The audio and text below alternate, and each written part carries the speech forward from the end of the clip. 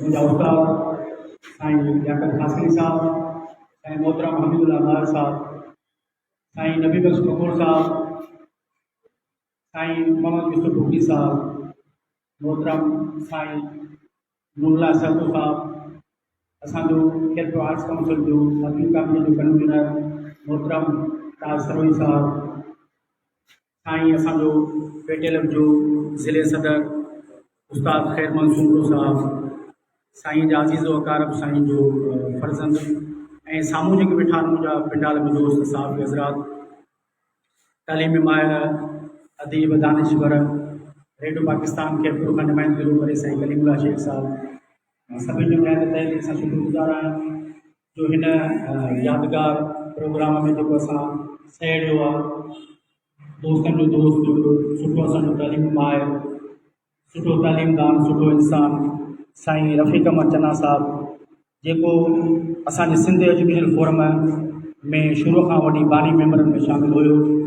ऐं असांजो निहायत आम उहिदे ते सिंध एजुकेशन फोरम जो वाइस चेयरमैन बि साईं रहियो ऐं उन खां अलावा असांजो आख़िर ताईं एग्ज़ीक्यूटिव कमेटी जो मेंबर हुयो। ऐं मां जो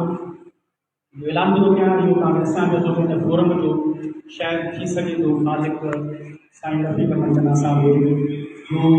साईं रफ़ीक अहमद चन्ना साहब वटि उनजा फर्ज़ंद गवाह असांखे तकरीबन हर हफ़्ते हर ॾहीं साईं वटि असांखे मुलाक़ात घर में सां गॾिजाणी थींदी तारीख़ मैसर वारा असां दोस्त हूंदासीं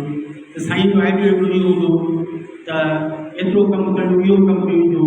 हिकु त तालीम जी बहितरी थी पर उन खां वधीक वधीक इहो आहे त असांखे उस्ताद मिली सघे सो वेही इहो खातो ठाहियोसीं अहिड़ो फोरम ठाहियूं जेको उस्ताद जी इज़त जे लाइ असां कमु कयूं। सो अलहमदुलिल्लाह सिंध एजुकेशन फोरम 2018 में असां घुरायोसीं साईं शुरू खां असां गॾु हुयो ऐं मां इहो ख़ुशी थी थिए साईं जी वफ़ात खां पोइ असां प्रोग्राम कयो आहे त सिंध एजुकेशन फोरम साईं खे जेर में मान ॾिनो हुयो साईं खे मिसाल उस्ताद सिंध एजुकेशन फोरम ॾिनो हुयो ऐं साईं असां ॿुधाए साईं असांखे जो वक़्तु नसीब कंदो तो साईं जी यादि में इंशाअल्लाह ताला इहो प्रोग्राम जारी सारी रहंदो। हिन में कुझु दोस्त मकाला पढ़ंदा उन मकाला खां पोइ स्टेज ते जेके तकरीबन साईं खे सुञाणी साईं सां गॾु मुख़्तलिफ़ मरल में रहिया साईं असांजो सुपरवाइज़र स्कूल में रहियो तालीम जे दुकान में साईं ख़िदमतूं में वेठा रहियूं सो इंशाअल्लाह ताला उहे मकाले जी सूरत में ऐं यादि के मुंहिंजी स्टेज दोस्त वेठा आहिनि मोहतरम हज़रात वेठा आहिनि साईं सां मुंहिंजो वक़्तु गुज़ारियल आहे उन्हनि जी यादगिरी सो मां